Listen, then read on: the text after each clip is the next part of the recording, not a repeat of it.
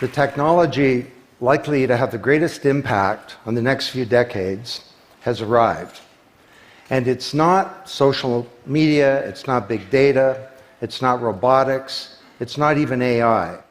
And you'll be surprised to learn that it's the underlying technology of digital currencies like Bitcoin. It's called the blockchain. Blockchain. Now, it's not the most sonorous word in the world, but I believe that this is now the next generation of the internet, and that it holds vast promise for every business, every society, and for all of you individually. You know, for the past few decades, we've had the Internet of Information. And when I send you an email or a PowerPoint file or something, I'm actually not sending you the original, I'm sending you a copy. And that's great. This is democratized information. But when it comes to assets, things like money, financial assets like stocks and bonds, loyalty points, intellectual property, music, art, a vote, carbon credit, and other assets, sending you a copy is a really bad idea. If I send you $100, it's really important that I don't still have the money and that I can't send it to you. So this has been called the double spend problem by cryptographers for a long time. So today, we rely entirely on big intermediaries, middlemen like banks, government, big social media companies, credit card companies, and so on, to establish trust in our economy. And these intermediaries perform all the business and transaction logic of every kind of commerce, from authentication, identification of people, through to clearing, settling, and record keeping. And overall, they do a pretty good job, but there are growing problems. To begin, they're centralized. That means that they can be hacked, and increasingly are. And JP Morgan, the US federal government, LinkedIn, Home Depot, and others found that out the hard way. They exclude billions of people from the global economy. For example, people who don't have enough money to have a bank account. They slow things down. It can take a second for an email to go around the world, but it can take days or weeks for money to move through the banking system across the city. And they take a big piece of the action, 10 to 20%, just to send money to another country. They capture our data, and that means that we can't monetize it or use it to better manage our lives. And our privacy is being undermined. And the biggest problem is that overall, they've appropriated the largesse of the digital age asymmetrically. And we have wealth creation, but we have growing social inequality. So what if there were not only an internet of information, what if there were an internet of value? Some kind of vast, global, distributed ledger running on millions of computers and available to everybody, and where every kind of asset, from money to music, could be stored, moved, transacted, exchanged, and managed, all without powerful intermediaries. What if there were a native medium for value? Well, in 2008, the financial industry crashed, and perhaps propitiously, an unknown or anonymous person or persons named Satoshi Nakamoto created a paper where he developed a protocol for a digital cash that used an underlying cryptocurrency called Bitcoin. And this cryptocurrency enabled people to establish trust and do transactions without a third party. And the seemingly simple act set off a spark that's ignited the world, that has everyone excited or terrified or otherwise interested in many places.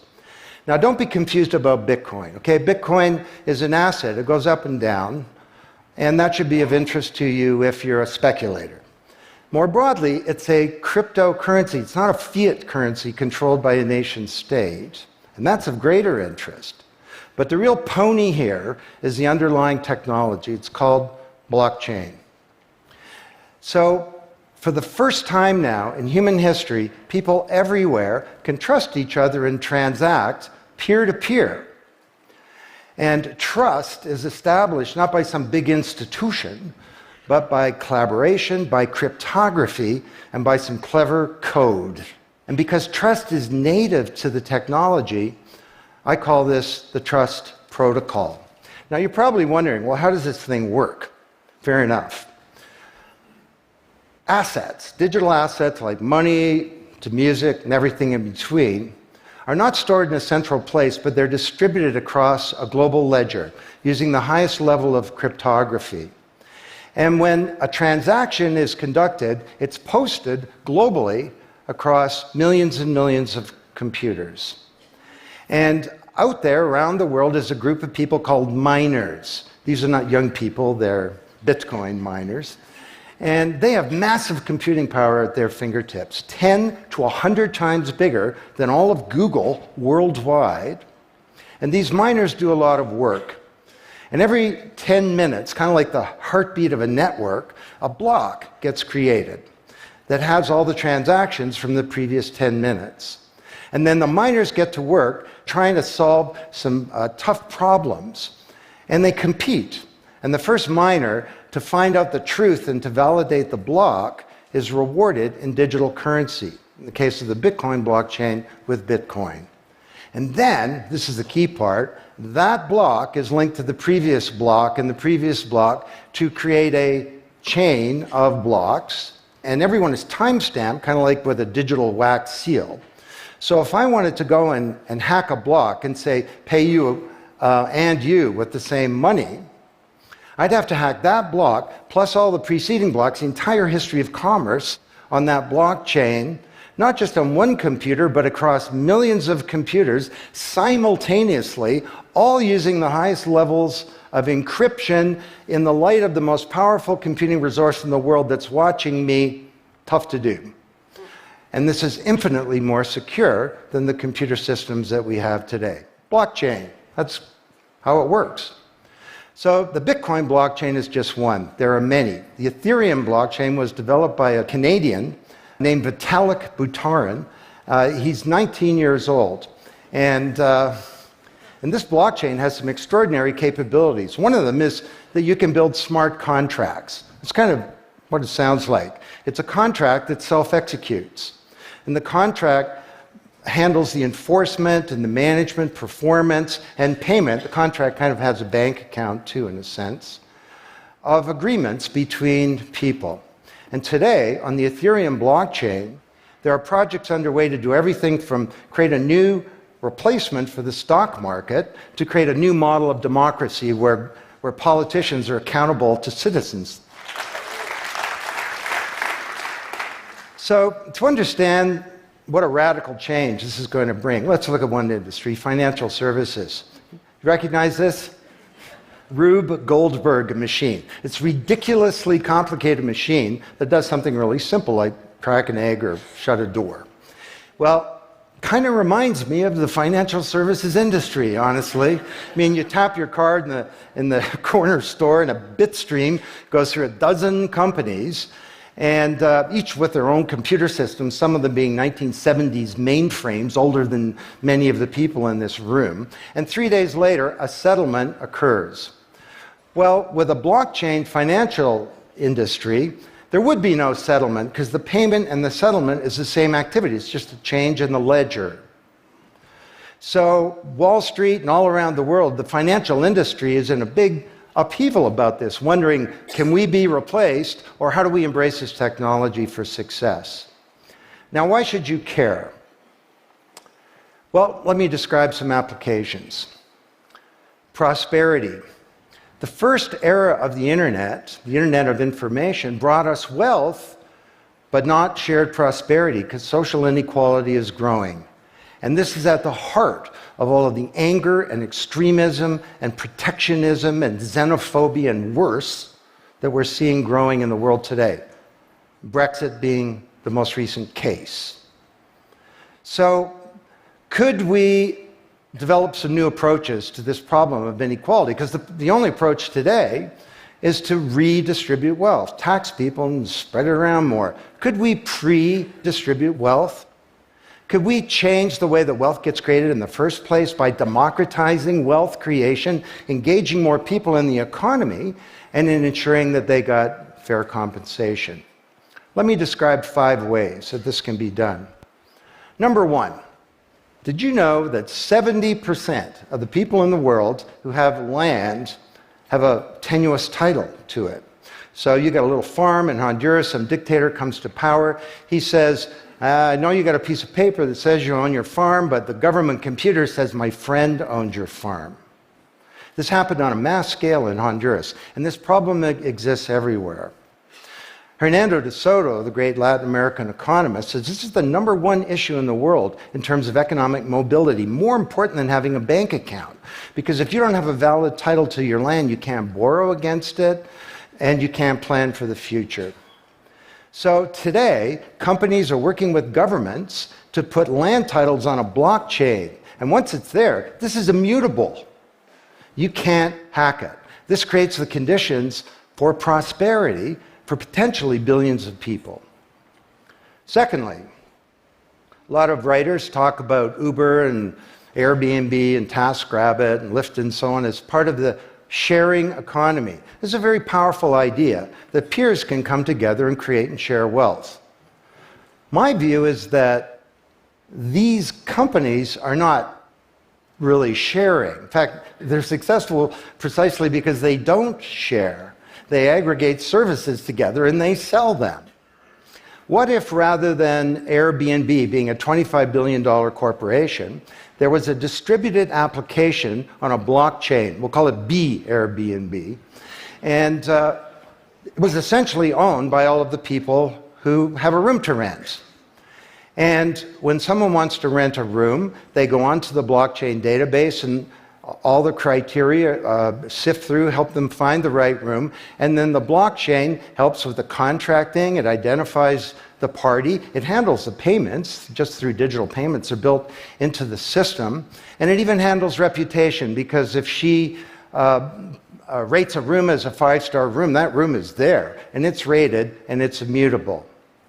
So the big sharing economy disruptors in Silicon Valley could be disrupted, and this would be good for prosperity. Number 3, the biggest flow of funds from the developed world to the developing world is not corporate investment, and it's not even foreign aid. It's remittances. This is the global diaspora, people who've left their ancestral lands, and they're sending money back to their families at home. This is $600 billion a year, and it's growing, and these people are getting ripped off. Annalie Domingo is a housekeeper, and she lives in Toronto, and every month she goes to the Western Union office with some cash to send her remittances to her mom in Manila. It costs her around 10%. The money takes 4 to 7 days to get there. Her mom never knows when it's going to arrive. It takes 5 hours out of her week to do this. 6 months ago, Annalie Domingo used a blockchain application called Abra. And from her mobile device, she said $300 went directly to her mom's mobile device without going through an intermediary. And then her mom looked at her mobile device, and it's kind of like an Uber interface. There's Abra tellers moving around. She clicks on a teller that's a 5-star teller. He's 7 minutes away. The guy shows up at the door, gives her Filipino pesos. She puts them in her wallet. The whole thing took minutes, and it cost her 2%. This is a big opportunity for prosperity. Number 4, the most powerful asset of the digital age is data. And data is really a new asset class, maybe bigger than previous asset classes like land under the agrarian economy or an industrial plant, or even money. And all of you, we create this data. We create this asset. And we leave this trail of digital crumbs behind us as we go throughout life. And these crumbs are collected into a mirror image of you, the virtual you. And the virtual you may know more about you than you do, because you can't remember what you bought a year ago or said a year ago or your exact location a year ago. And the virtual you is not owned by you. That's the big problem. So today there are companies working to create an identity in a black box. The virtual you owned by you. And this black box moves around with you as you travel throughout the world, and it's very, very stingy. It only gives away the shred of information that's required to do something. A lot of transactions, the seller doesn't even need to know who you are. They just need to know that they got paid. And then this avatar is sweeping up all this data and enabling you to monetize it. And this is a wonderful thing, because it can also help us protect our privacy. And privacy is the foundation of a free society. Let's get this asset that we create back under our control, where we can own our own identity and manage it responsibly. Finally,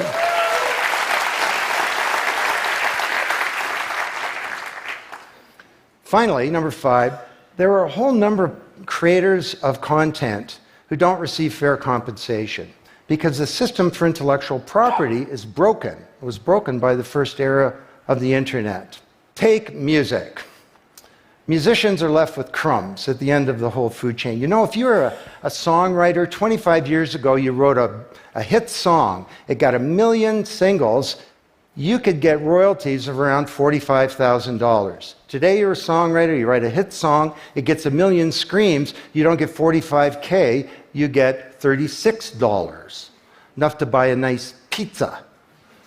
So Imogen Heap, the Grammy-winning singer-songwriter, is now putting music on a blockchain ecosystem. She calls it mycelium. And the music has a smart contract surrounding it. And the music protects her intellectual property rights. You want to listen to the song, it's free, or maybe it's a few microcents flow into a digital account. You want to put the song in your movie, that's different, and the IP rights are all specified. You want to make a ringtone, that's different. She describes that the song becomes a business. It's out there on this platform, marketing itself, protecting the rights of the author, and because the song has a payment system, in a sense a bank account, all the money flows back to the artist, and they control the industry rather than these powerful intermediaries. Now this is